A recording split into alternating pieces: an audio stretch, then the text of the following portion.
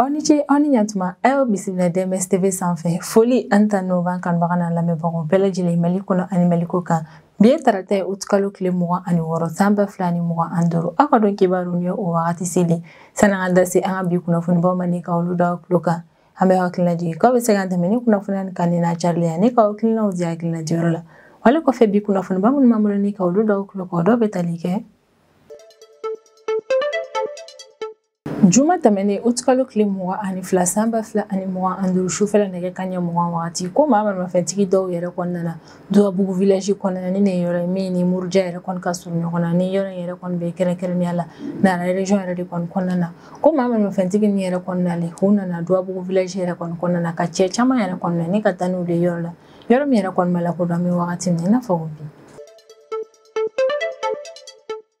Menaka société civile président ni OECD barka yɛrɛ kɔnɔ ni maa ko fɔlen ale yɛrɛ kɔnɔ kun minɛna maamafɛntigi dɔw fɛ mais kalo tile 19 tɛmɛnen san 2025 ni kabini o wagati fo kana se wagati min na fɔ ko bi maa si yɛrɛ kɔnɔ kun tɛ Sidi barka yɛrɛ kɔnɔ kun kalama an ye kunnafoniya yɛrɛ kɔnɔ sɔrɔ ko araba tɛmɛnen août kalo tile 20 san 2025 Sidi barka yɛrɛ kɔnɔ ko ale fagara État islamique au Sahel maaw yɛrɛ kɔnɔ fɛ ni ne bamacɛwale jɛkulu maa dɔw ye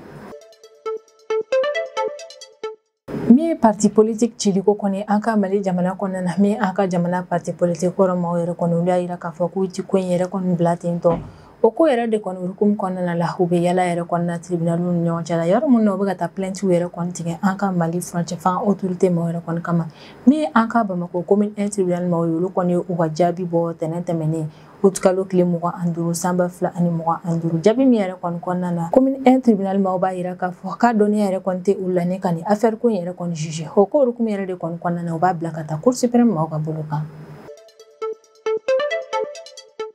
Tiɲɛdobugu village kɔnɔna na ni yɔrɔ kofɔlen yɛrɛ kɔni bɛ Kaladugu commune rurale yɛrɛ de kɔni kɔnɔna na ko civil tɛmɛnen août kalo tile 23 san 2025 ni village kofɔlen kɔnɔna na ko sanba yɛrɛ kɔnɔna na wali min kɛra sababu ye ni ka maa caman yɛrɛ kɔni ka tiɲɛni don olu ka so la min fɛnɛ kɔni kɛra sababu ye ni ka o maa ninnu bila kɛnɛma n bɛ wagati min na i n'a fɔ ko bi Sibiri tɛmɛnen août kalo tile 23 san 2025 Nigeria ka armée de l'air maaw yɛrɛ kɔni opération kɛ Borno État yɛrɛ kɔni duguni dɔ yɛrɛ kɔni na min ka surun kɛrɛnkɛrɛnnenya la Nigeria ale ni Cameroun yɛrɛ kɔni ka frontière la Nigeria ka armée de l'air maaw yɛrɛ kɔni ka kɔrɔfɔ la k'u ka nin opération yɛrɛ kɔni senfɛ u ye faraku caman kɛ ni ka ɲɛsin banbaciwale maaw ma ko faraku in yɛrɛ kɔni kɛra sababu ye n'u ye banbaciwale maa minnu bɔnɛ u ni na o dɔgɔyalen yɛrɛ kɔni ma 35 de Halisa an bɛ to Nigeria ka finitigiw yɛrɛ kɔni ka opération na Nigeria jamana kɔnɔna na olu kɔni ye laseli yɛrɛ kɔni kɛ k'u ye opération dɔw kɛ don tɛmɛnenw na Katsina État yɛrɛ kɔnɔna na ni yɔrɔ kofɔlen bɛ Nigeria nord-ouest yan fanfɛla de la Nigeria ka armée de l'air maaw yɛrɛ kɔni ka kɔrɔfɔla k'u ka opération yɛrɛ kɔni kɛra sababu ye n'u sera ka maa 76 yɛrɛ de kɔni bɔ bandi ninnu yɛrɛ kɔni ka jɔ kɔnɔna na ko maa 76 yɛrɛ kɔni na muso wale ni den caman yɛrɛ kɔni bɛ u la minnu kun minɛlen don bandi ninnu fɛ wagati tɛmɛnenw na Juma tɛmɛnen août kalo tile 22 san 2025 o ni maaw yɛrɛ kɔni rapport dɔ bɔ rapport min yɛrɛ kɔni kɔnɔna na o y'a yira k'a fɔ ko min yɛrɛ kɔni ye kɔngɔjugu ye k'o bɛ Gaza an bɛ wagati min na i n'a fɔ ko bi o ni maaw ka nin rapport in yɛrɛ kɔni bɛ bɔ wagati dɔ la o y'a sɔrɔ min ye Israël ale kɔni bɛ ka Hamas maaw yɛrɛ kɔni menacer ko n'u ma sɔn condition dɔw yɛrɛ kɔni ma Israël bɛ min yɛrɛ kɔni sigi sen kan walasa dankari kɛlen yɛrɛ kɔni na ko min ye Gaza yɛrɛ kɔni k'u bɛ tiɲɛni don nin yɔrɔ kofɔlen na wali min bɛ se ka kɛ sababu yɛrɛ kɔni ni ka Gaza fantan a naani bɛɛ lajɛlen ci Sibiri tɛmɛnen août kalo tile 23 san 2025 Laurent Gbagbo ka parti politique maaw yɛrɛ kɔni kun bɛ réunion dɔ yɛrɛ kɔni na réunion senfɛ Laurent Gbagbo n'a ka parti maaw yɛrɛ kɔni bɛ kangaridaba kɛ ni ka ɲɛsin France yɛrɛ kɔni ma ko France k'i jija kɔni kana na juguma don foyi kɛ ni ka ɲɛsin Alassane Dramane Ouattara ka mala naaninan in ma ni kunnafoniba de bɛ an bolo kɔrɔ bi an bɛna minnu walawala aw ye bidon kibaru kɔnɔna na ko maamafɛntigi dɔw yɛrɛ kɔni minnu ma lakodɔn an bɛ wagati min na i n'a fɔ ko bi olu yɛrɛ kɔni balila ni ka taa Duabugu village kɔnɔna ni yɔrɔ kofɔlen ni Muruja yɛrɛ kɔni tɛ tɛmɛ kilomètre 7 kan n'a bɛ kɛrɛnkɛrɛnnenya la Nara région de kɔnɔna na ko maamafɛntigi ninnu ka tagali Duabugu yɛrɛ kɔni mara kɔnɔna na ko o kɛra juma tɛmɛnen de août kalo tile 22 san 2025 sufɛla nɛgɛ kanɲɛ 20 wagati source locale yɛrɛ kɔni ka kɔrɔfɔ la ko jɛkulu maamafɛntigi ni yɛrɛ kɔni ka nin nalen senfɛ u ye village yɛrɛ kɔni cɛ caman ta ni ka taa n'u ye fɛ yɔrɔ la an tɛ yɔrɔ min yɛrɛ kɔni don an bɛ wagati min na i n'a fɔ ko bi min yɛrɛ kɔni ye Duwawu sigibaa maaw yɛrɛ kɔni ka kuma ye olu y'a yira k'a fɔ ko jɛkulu maramafɛntigi ninnu ka nalen yɛrɛ kɔni sen fɛ u ma maa si bɔnɛ ani na u ma maa si jogin fɛnɛ ko nka u taara ni olu ka cɛ camanw kɔni ye an kɔni bɛ wagati min na i n'a fɔ ko bi ko min y'a to ni jɛkulu maramafɛntigi ninnu yɛrɛ kɔnɔna na cɛ ninnu minɛ village in kɔnɔna na an tɛ o kun kɛrɛnkɛrɛnnen yɛrɛ kɔni dɔn o ye mɔgɔ hakɛya minnu yɛrɛ kɔni minɛ ni ka taa ni olu fɛnɛ o fɛnɛ hakɛya yɛrɛ kɔni ma dɔn nka an kɔni bɛ wagati min na i n'a fɔ ko bi min ye an ka Mali finitigilakaw ye olu bɛ ka fɛɛrɛ bɛɛ lajɛlen yɛrɛ kɔni latigɛ walasa jɛkulu maramafɛntigi nana cɛ minnu minɛ ni village kofɔlen kɔnɔna na ka fɛɛrɛ latigɛ ni ka o cɛ ninnu yɛrɛ kɔni labila ka sɔrɔ baasi foyi ma u sɔrɔ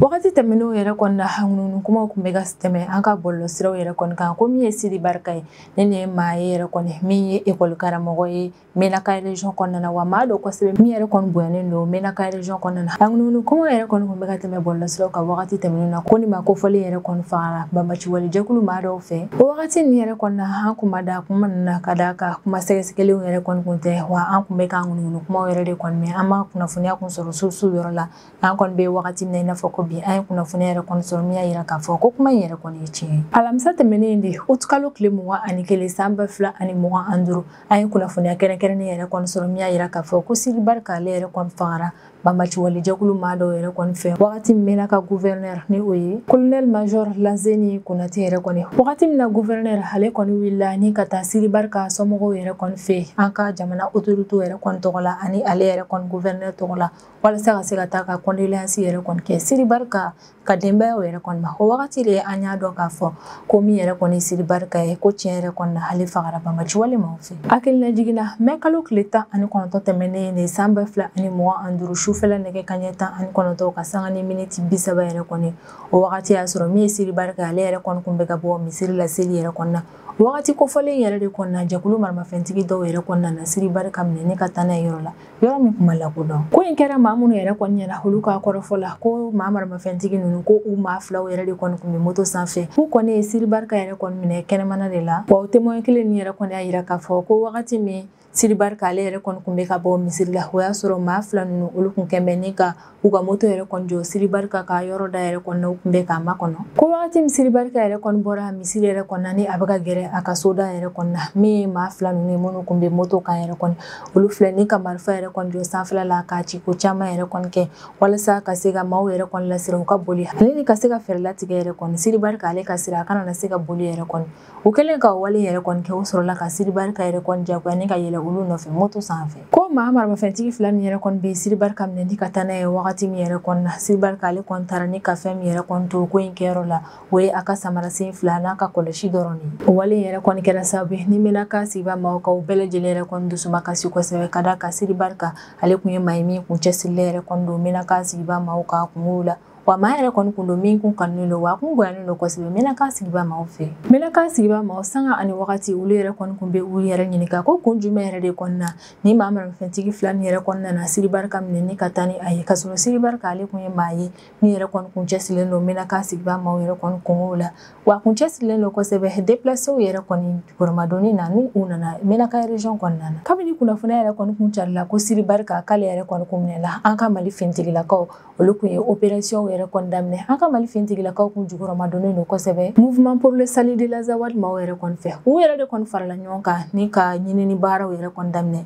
walasa ka se ka Sidi Barika yɛrɛ kɔni ye teliya la seliba yɛrɛ kɔni masurunya wagati yɛrɛ kɔni o bɛnna juin kalo tile 6 ma san 2025 a kunnafoniyaw yɛrɛ kɔni kun bɛ ka cari bɔlɔlɔsiraw kan ko min ye Sidi Barika ye k'ale yɛrɛ kɔni kun labilala nka an ye kunnafoniya sɔrɔ ko wagati yɛrɛ kɔni na kuma in kun tɛ tiɲɛ ye Sidi Barika masurunyala mɔgɔw kun ka kɔrɔ fɔlɔ wagati yɛrɛ kɔni na ko Sidi Barika kun ma labila fiyewu maa ninnu fɛ ko wa halisa o wagati in na o y'a sɔrɔ a kun minɛlen yɛrɛ kɔni don banbaciwale jɛkulu État islamique au Sahel maaw bolo an ye kunnafoniya yɛrɛ kɔni sɔrɔ ko maa fila minnu yɛrɛ kɔni kun ye Sidi Barika yɛrɛ minɛ k'olu yɛrɛ kɔni kun ye Sidi Barika somɔgɔw yɛrɛ kɔni contacté k'a yir'u la k'a fɔ ko walasa Sidi Barika yɛrɛ kɔni ka bila ko f'u ka wari yɛrɛ de kɔni sara a ko kun kɔrɔ nka a yirala k'a fɔ ko Sidi Barika ka denbayaw yɛrɛ kɔni u ba wari yɛrɛ kɔni sarali ma ka d'a kan ko wari in kun ka ca kosɛbɛ ko o y'a yira k'a fɔ ko ni ɲɔgɔnna wari yɛrɛ kɔni faralen ɲɔgɔn kan k'o jigiya yɛrɛ kɔni tɛ olu ye wa olu tɛ se ka o kɔni kɛ araba tɛmɛnen de août kalo tile 20 san 2025 an kɔni ye kunnafoniya yɛrɛ kɔni sɔrɔ ko min ye Sidi Barika yɛrɛ kɔni ko ale fagara État islamique au Sahara banbaciwale wale jakulu ma wɛrɛ kɔni fɛ kɔni bamaci wale jakulu man yɛrɛ kɔni ba da siri barika dɔrɔn yɛrɛ kɔni fagali ma u ye maa wɛrɛw fɛnɛ faga a nɔfɛ ni o dɔw ye Ahmadu Ag Mahamad ni maa kofɔlen ale yɛrɛ kɔni ye bagangɛnɛ ko arabu jamana maa wɛrɛ kɔni ka jamana kɔnɔden fila fɛnɛ kun bɛ maa fagata ninnu na ale ni dɔnkilidala kelen u kɔni y'a yira k'a fɔ ko siri barika ni maa ninnu yɛrɛ de kɔni fagara État islamique o Sahara maaw fɛ laseli yɛrɛ kɔni kelen ni k'a yira k'a fɔ ko siri barika ko ale yɛrɛ kɔni fagara État islamique o Sahel maaw yɛrɛ kɔni fɛ min ye Menaka sigiba maaw ye o kɛra sababu ni ka olu bɛɛ lajɛlen yɛrɛ kɔni dusuma kasi kosɛbɛ o wale yɛrɛ kɔni fɛnɛ kɛra sababu ni ka Menaka sigiba maaw bila dewi la Musa Ag Asharatun ne maa kofɔlen ale ko ye siri barika yɛrɛ kɔni cousin ye ale yɛrɛ kɔni y'a yira k'a fɔ ko État islamique o Sahel maaw yɛrɛ kɔni kelen ni ka nin wale jugu yɛrɛ kɔni kɛ k'u y'a yira diɲɛmaa la ko kura yɛrɛ de kɔni k'a fɔ ko ni yɛrɛ kɔni tɛ u la k'u ni ka gɛlɛn kosɛbɛ ko o y'a yira k'a fɔ k'u ka wale jugu yɛrɛ kɔni kɔnɔna na u tɛ maa si to yen nɔ finitigiw jamana kɔnɔdenw responsable communautaire fo ka taa se jamana kɔnɔden gansanw yɛrɛ kɔni ma ko ni jɛkulu maa ninnu y'a yira k'a fɔ k'u tɛ olu si to yen nɔ u ka wale juguw kɔnɔna na siri barika yɛrɛ kɔni fagali kɛra sababu ye ni an bɛ wagati min na fɔ ko bi Menaka sigiba maaw bɛɛ lajɛlen yɛrɛ kɔni dusuma kasilen don wa wale in kɛra sababu ye ni ka siranɲɛ yɛrɛ kɔni fɛnɛ don ni village sigiba maa ninnu yɛrɛ kɔni kunna an kɔni bɛ wagati min na fɔ ko bi an bɛ dugawu yɛrɛ de kɔni kɛ banbagatɔ ye k'Ala ka baarabada dalen nɔgɔya u ye an ka Mali furancɛ fanga autorité mɔgɔ wɛrɛ kɔni kelen ni ka parti politique yɛrɛ kɔni cilen ka bɔ an ka Mali jamana yɛrɛ kɔni kɔnɔna na min ye parti politique mɔgɔw ye olu yɛrɛ kɔni farala ɲɔgɔn kan ko jɛkulu kelen yɛrɛ kɔni ka taa plainte yɛrɛ kɔni tigɛ an ka autorité mɔgɔw yɛrɛ kɔni kama walasa ka se ka parti politique cili décision yɛrɛ kɔni wuli ni ka bɔ yen nɔ Bamako commune 1 tribunal de grande instance mɔgɔw yɛrɛ kɔni ye u ka jaabi bɔ nin ko ɲɛ kan kunu tɛmɛ o kalo tile 25 san 2025 o maa ninnu y'a yira k'a fɔ k'a dɔnniya yɛrɛ kɔni tɛ olu bolo ni ka nin kiiritigɛ baara in yɛrɛ kɔni kɛ o ko hukumu yɛrɛ de kɔni na o ye dossier in yɛrɛ kɔni bila ni ka taa an ka cour suprême maaw yɛrɛ kɔni yɔrɔ la Bamako commune 1 tribunal de grande instance maaw yɛrɛ kɔni ka kɔrɔfɔla ko ka ko in yɛrɛ kɔni bila ka taa cour suprême maaw yɛrɛ kɔni yɔrɔ la walasa a ka se k'a lajɛ yɛrɛ kɔni an ka cour constitutionnelle maaw fɛ cogo min o maa ninnu fɛnɛ bɛ se k'a lajɛ n'o y'a sɔrɔ an ka Mali autorité ye décision min yɛrɛ kɔni ta n'a sɔrɔ o décision yɛrɛ kɔni an ka jamana constitution yɛrɛ kɔni bɛ taa ni ɲɔgɔn ye nin jaabi yɛrɛ kɔni jara an ka jamana politique ma kɔrɔ nin yɛrɛ kɔni kosɛbɛ ka da ko yɛrɛ kɔni ka kɔrɔfɔla ko nin ye sebaya fɔlɔ dɔ yɛrɛ kɔni sɔrɔli olu fɛ ni ko yɛrɛ kɔni sera ka bila ka taa cour constitutionnelle maaw yɛrɛ kɔni ka bolo kan an kɔni bɛ wagati min na fɔ ko bi nin jaabi dɔrɔn de bɔlen don nin ko ɲɛ yɛrɛ kɔni kan fɔlɔ don n'a nataw yɛrɛ kɔni na ni jaabi wɛrɛ bɔra nin ko in yɛrɛ kɔni na ni ka bɔ an ka parti politique kɔrɔ maa nin yɛrɛ kɔni yɔrɔ la an bɛ segin kura ni ka na o kunnafoniya fɛnɛ ɲɛfɔ aw ye Sibiri tɛmɛnen août kalo tile 23 san 2025 Tiɲɛdobugu village ni nin yɔrɔ kofɔlen yɛrɛ kɔni bɛ Kaladugu commune rurale de kɔnɔna na n'a bɛ kɛrɛnkɛrɛnnenya la Joyila région yɛrɛ de kɔni kɔnɔna na ko nin yɔrɔ kofɔlen yɛrɛ kɔni fan bɛɛ ji la an bɛ wagati min na i n'a fɔ ko bi ko sanba dɔ yɛrɛ de kɔni nana yen nɔ wali min kɛra sababu ye ni ka tiɲɛniba yɛrɛ de kɔni don maaw ka so la o tiɲɛni min yɛrɛ kɔni donna maaw ka so la o kɛra sababu ye n'an bɛ wagati min na i n'a fɔ ko bi du 100 ani kɔ bonya kɔ olu bɛɛ lajɛlen de bɛ kɛnɛmana na fɔlɔ ko tiɲɛninaw fɛnɛ bonyana nin sanko in yɛrɛ kɔni fɛ nka maa si yɛrɛ kɔni ma bɔnɛ ani na k'an bɛ wagati min na i n'a fɔ ko bi tiɲɛni donna maa minnu yɛrɛ kɔni kɔsɔ la n'u bɛ kɛnɛmana yɛrɛ kɔni na k'olu yɛrɛ kɔni bɛ ekɔlisow yɛrɛ de kɔni kɔnɔna na i n'a fɔ an ka Mali autorités y'a ɲɛf'u ye cogoya min na an kɔni bɛ wagati min na i n'a fɔ ko bi min ye ni samiya kofɔlen ale bɛ ka tiɲɛniba yɛrɛ de kɔni don an ka Mali jamana yɛrɛ kɔni kɔnɔna na o ko yɛrɛ de kɔni a laɲininen don Mali jamana kɔnɔdenw bɛɛ lajɛlen yɛrɛ kɔni fɛ ko ni san yɛrɛ kɔnɔna na an ka fɛɛrɛ bɛɛ lajɛlen latigɛ ni ka an bila yɔrɔ la san tɛ se k'an sɔrɔ yɔrɔ min yɛrɛ kɔnɔna na min ye yiri kɔrɔla ye k'an k'an ta an jɔli yɛrɛ kɔni ma o yɔrɔ fanfɛla ninnu yɛrɛ kɔnɔna na sisan an bɛ tɛmɛ an ka jamana kɔfɛ kibaruyaw ye o kɔnɔna na an bɛ taa Nigéria jamana kɔnɔna na Sibiri tɛmɛnen août kalo tile 22 san 2025 sɔgɔmadafɛla yɛrɛ kɔni fɛ Nigéria ka armée de l'air ma olu ye frappe yɛrɛ kɔni kɛ ni ka ɲɛsin u ka jamana ville dɔ yɛrɛ kɔni ma ville min yɛrɛ kɔni bɛ Nigéria ale ni Cameroun yɛrɛ kɔni frontière de la ni yɛrɛ kofɔlen bɛ kɛrɛnkɛrɛnnenya la Borno état yɛrɛ de kɔni na ni ale bɛ Nigéria nord est fanfɛla de fɛ Nigéria ka armée de l'air ka porte-parole ni o ye Enem Ejodame ye ale ye communiqué yɛrɛ kɔni kɛ communiqué min kɔnɔna na a y'a yira k'a fɔ ko ɲani Nigéria ka armée de l'air maaw yɛrɛ kɔni ka sanfɛ kɛlɛkɛminɛnw wuli ni ka taa farapu yɛrɛ kɔni kɛ nin yɔrɔ kofɔlen na k'a sɔrɔ signalement yɛrɛ de kɔni kun cira Nigéria ka armée de l'air maaw yɛrɛ kɔni ma ko min ye bamaciwale maaw ye olu kun bɛ ka attaque kɛ ni ka ɲɛsin Nigéria ka finitigiw ma minnu bɛ dugumana na k'a kun yirala k'a fɔ o wagati yɛrɛ kɔni na ko min ye bamaciwale maaw ye olu kun bɛ ka attaque yɛrɛ kɔni kɛ ni ka ɲɛsin Nigéria ka finitigiw ma dugumana yɛrɛ kɔni na comme civil yɛrɛ de kɔni kɔnɔna ni nin yɛrɛ kofɔlen bɛ Borno état de la ko opération yɛrɛ kɔni kɔnɔna na Nigéria ka finitigiw olu ye farapu tugu ɲɔgɔn na ni ka kɛ u ka jamana zone 4 yɛrɛ de kɔnɔna zone minnu yɛrɛ kɔni kun lakodɔnna k'a yira k'a fɔ ko banbaciwale ninnu maa ninnu kɛmɛ ni ka u dalakɛɲɛ yen nɔ de ko Nigéria ka armée de l'air maaw y'o frappe minnu tugu ɲɔgɔnna ni ka o kɛ o zone 4 nin yɛrɛ kɔni kɔnɔna na o wale yɛrɛ kɔni kɔfɛ Nigéria ka finitigi minnu yɛrɛ kɔni kun bɛ dugumana la olu y'a yira k'a fɔ ko basigi yɛrɛ kɔnɔna na olu ka yɔrɔw la an kɔni bɛ wagati min na i n'a fɔ ko bi Nigéria jamana yɛrɛ kɔni kɔnɔna na Nigéria ka finitigiw yɛrɛ kɔni bɛ ka opération caman minnu yɛrɛ kɔni kɛ o opération yɛrɛ kɔni bɛ tali kɛ de Nigéria ka armée de l'air ma olu bɛ sanfɛ kɛlɛkɛminɛnw wuli walasa ka se ka u ka duguma kɛlɛkɛlaw yɛrɛ kɔni dɛmɛ kosɛbɛ attaque nin kɔnɔna na ko wa ni opération yɛrɛ kɔni senfɛ Nigéria ka finitigiw olu ye farapu caman yɛrɛ de kɔni tugu ɲɔgɔn na zone 4 yɛrɛ kɔni kɔnɔna na wale min yɛrɛ kɔni kɛra sababu ye ni banbaciwale maa minnu yɛrɛ kɔni bɔnɛna o nin na k'o dɔgɔyalenba kɛra maa 35 de an bɛ wagati min na i n'a fɔ ko bi halisa an bɛ to Nigéria ka finitigiw yɛrɛ kɔni ka opération ko hukumu kɔnɔna la ko don tɛmɛnenw yɛrɛ kɔni na Nigéria ka finitigiw yɛrɛ kɔni olu ye frappe aérienne yɛrɛ kɔni kɛ ni ka ɲɛsin zone dɔw yɛrɛ kɔni ma minnu bɛ Katsina État yɛrɛ de kɔni kɔnɔna ni yɛrɛ kofɔlen bɛ Nigéria nord-ouest yan fanfɛla de fɛ ko Nigéria ka finitigiw yɛrɛ kɔni ni opération minnu yɛrɛ kɔni kɛ opération yɛrɛ kɔni kɛra kulumayɔrɔw de la wa opération yɛrɛ kɔni kɛra kɛrɛnkɛrɛnnenya la Kankara région yɛrɛ de kɔni kɔnɔna ni yɛrɛ kofɔlen bɛ Katsina État de kɔnɔna na ko Powa kulu yɛrɛ kɔnɔna ni yɔrɔ kofɔlen yɛrɛ kɔni ni gang maaw kɛmɛ ni ka o yɔrɔ dirige kosɛbɛ ko wa gang maa ni yɛrɛ kɔni ka ɲɛmaa tɔgɔ de ye ko Babaru ko ni gang kofɔlen maa ni yɛrɛ kɔni u bisigalen don k'a fɔ ko u sen donna attaque dɔ yɛrɛ kɔni na min ɲɛsinna misiri maa dɔw ma ni o attaque yɛrɛ kɔni kɛra dɔgɔkun jan tɛmɛnen kɛrɛnkɛrɛnnenya la Mulumfashi ville yɛrɛ de kɔni kɔnɔna na ni nin ye yɔrɔ min yɛrɛ kɔni fɛnɛ ka surun kosɛbɛ Kankara yɛrɛ kɔni na ko opération yɛrɛ kɔni senfɛ Nigéria ka finitigiw olu sera ka otage dɔ yɛrɛ kɔni labila min kun bɛ gang maa ninnu yɛrɛ kɔni bolo ko otage maa ninnu yɛrɛ kɔni bɛ t'u jɔ fo maa 76 yɛrɛ de kɔni na ni o maa 76 in fɛnɛ na muso ale ni den fitininw b'o la Nigéria ka ministère de la sécurité intérieure yɛrɛ kɔni ka kɔrɔfɔ la ko opération yɛrɛ kɔni senfɛ ko den fitinin dɔ yɛrɛ kɔni bɔnɛna ani na an kɔni bɛ wagati min na i n'a fɔ ko bi n'o y'a sɔrɔ maa wɛrɛ yɛrɛ kɔni fɛnɛ bɔnɛna ani na otage nin yɛrɛ kɔni na an t'o kunnafoniya in yɛrɛ kɔni kalama wa min fɛnɛ n'o y'a sɔrɔ maa wɛrɛw fɛnɛ yɛrɛ kɔni bɔnɛna o nin na gang maa ninnu cɛla an tɛ olu fɛnɛ kalama fɔlɔ min ye Nigéria ka armée de l'air maaw yɛrɛ kɔni olu ma commentaire ba kɛ fɔlɔ ni ka ɲɛsin ni opération in ma an bɛ wagati min na i n'a fɔ ko bi nka ni opération yɛrɛ kɔni bɛ tali kɛ an bɛ wagati min na i n'a fɔ ko bi Nigéria finitigiw yɛrɛ kɔni ka opération yɛrɛ kɔni cayali la kosɛbɛ walasa gang minnu yɛrɛ kɔni bɛ u ka walejugu ta ni ka ɲɛsin population ma ka se ka o gang ninnu yɛrɛ kɔni cini ka bɔ ni région kofɔlen in kɔnɔna na a bɛ san caman yɛrɛ kɔni bɔ ni gang maa ninnu yɛrɛ kɔni ni maramafɛnw bɛ u bolo ni population b'u wele ko bandiw yɛrɛ de kɔni o gang maa ninnu bɛ ka jamana kɔnɔdenw minɛli yɛrɛ kɔni caya kosɛbɛ walasa olu labilali ko la u bɛ sɔrɔ k'a fɔ ko ka wari di u ma o wale yɛrɛ kɔni bɛ ka kɛ sababu ye ni zone minnu yɛrɛ kɔni bɛ Nigéria nord-ouest yan fanfɛla la ko zone maa ninnu yɛrɛ kɔni siran kosɛbɛ min ye Nigéria ka autorité maaw yɛrɛ kɔni olu ye layidu ta ni ka hakilisigi kuma yɛrɛ kɔni fɔ jamana kɔnɔdenw ye halisa Nigéria ka finitigiw olu kɔni bɛ opération yɛrɛ kɔni caya fo ka taa fɔ ni gang kofɔli ninnu cira ni ka a si latunu ka bɔ Nigéria jamana kɔnɔna na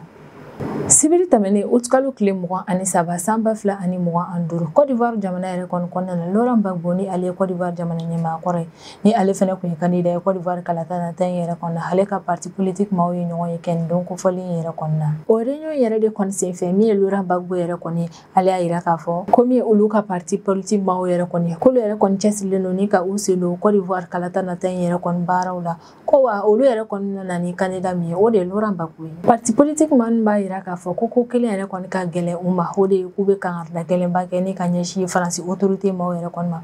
k'u jija yɛrɛ kɔni u kana na jukɔrɔma don foyi kɛ ni ka ɲɛsin Alassane Dramane Ouattara ka nin mana naaninan in ma ko yɛrɛ de kɔni na olu ka parti politique maa ninnu ka représentant minnu yɛrɛ kɔni bɛ jamana wɛrɛw yɛrɛ kɔni kɔnɔna na k'olu yɛrɛ kɔni bɛna taa motif d'interpellation dɔw yɛrɛ kɔni bila Faransi ka ambassade min bɛ États-Unis jamana kɔnɔna na k'u bɛna taa motif d'interpellation bila yen nɔ ko Faransi ka représentant diplomatique minnu bɛ Europe jamanaw kɔnɔna na k'u b'a bila yen nɔ wa Faransi ale ka représentant diplomatique minnu bɛ farafinna jamanaw fɛnɛ kɔnɔna na k'u bɛ taa nin fɛn ninnu bila nin yɔrɔ nin bɛɛ lajɛlen na walasa ka fɛɛrɛ bɛɛ lajɛlen yɛrɛ kɔni latigɛ Faransi ale kana juguma don foyi kɛ ni ka ɲɛsin Alassane Dramane Ouattara ka nin mana naaninan in ma Laurent Gbagbo ka parti politique maaw yɛrɛ kɔni y'a yira k'a fɔ ko min ye Laurent Gbagbo yɛrɛ kɔni tɔgɔ kɛli ye Côte d'Ivoire kalata candidature maaw yɛrɛ kɔni ka liste la ni an bɛ wagati min na i n'a fɔ ko bi Laurent Gbagbo ale yɛrɛ kɔni tɔgɔ bɔlen don candidature liste yɛrɛ kɔni na ko in yɛrɛ kɔni tɛ négociation ko min ye Laurent Gbagbo yɛrɛ kɔni a wajibiyalen don ale tɔgɔ yɛrɛ kɔni ka kɛ candidat daw la komi fɛnɛ Alassane Dramane Ouattara ka mandanana ko yɛrɛ kɔni ko Laurent Gbagbo ka parti politique ma fo ka taa se parti politique fɛn fɛn yɛrɛ kɔni bɛ Côte d'Ivoire jamana kɔnɔna n'o ye Alassane Dramane Ouattara ka opposant yɛrɛ kɔni ko o parti politique yo Côte d'Ivoire jamana kɔnɔdenw yɛrɛ kɔni u si tɛ sɔn Alassane Dramane Ouattara yɛrɛ kɔni ka candidature nanana ko ma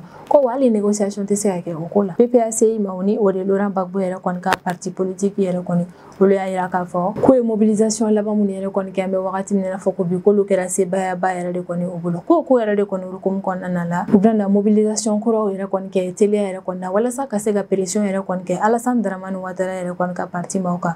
tɔgɔ min yɛrɛ kɔni min ye Alassane Dramane Ouattara ale kɔni kana na mandanana yɛrɛ kɔni kɛ Côte d'Ivoire jamana kɔnɔna na PPACI maaw yɛrɛ kɔni y'a yira k'a fɔ k'an bɛ wagati min na fɔ ko bi olu ka maa 112 yɛrɛ de kɔni minɛlen don ni ka olu datugu Alassane Dramane Ouattara n'a ka régime maaw fɛ ko wa o maa 112 nin yɛrɛ kɔni na olu ka ɲɛmɔgɔbaw caman bɛ o la u b'a yira k'a fɔ ko wale min dun yɛrɛ kɔni bɛ ka kɛ Alassane Dramane Ouattara ka parti maa nin yɛrɛ kɔni fɛ k'o bɛ a yira k'a fɔ yɛrɛ de kɔni ko min ye Alassane Dramane Ouattara n'a ka parti maaw ye k'u sirannen don opposition maaw ɲɛ kosɛbɛ ko yɛrɛ de kɔni na o bɛ ka fɛɛrɛ bɛɛ lajɛlen latigɛ ne ka olu ka maaw datugu ko nka hali ni Alassane Dramane Ouattara n'a ka maaw ye nin bɛɛ lajɛlen yɛrɛ kɔni kɛ u k'a dɔn k'a fɔ ko min ye PPACI maaw ye ko olu cɛsirilen don kosɛbɛ wa u tɛna se ka foyi yɛrɛ kɔni kɛ min bɛ se ka kɛ sababu ye PPACI maaw olu ka fɛɛrɛ bɛɛ lajɛlen latigɛ ne ka Alassane Dramane Ouattara yɛrɛ kɔni bali mandanana in kɛli la Côte d'Ivoire jamana kɔnɔna na wa min Laurent Gbagbo ka parti politique maaw ye kunun tɛnɛ kalo tile 25 san 2025 olu taara ko kura ye Laurent Gbagbo yɛrɛ kɔni ka candidature bila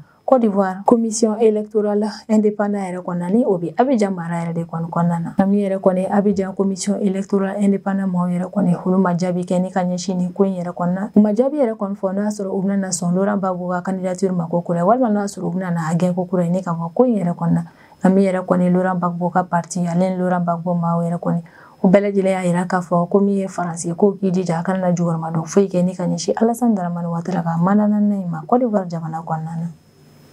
ni ne bɛ dan sigi an ka bidon kibaru la an b'a kanubaga n'a lamɛnbagaw bɛɛ lajɛlen fo Mali kɔnɔ ani Mali kɔ kan an bɛ hakilina jigin k'aw bɛ se k'an dɛmɛ ni kunnafoniya ni kanni n'a carili ani ka hakilinaw di hakilina diyɔrɔ la wale kɔfɛ an b'a fɔ yan ko aw k'an bɛn an ɲɔgɔnna wɛrɛ ma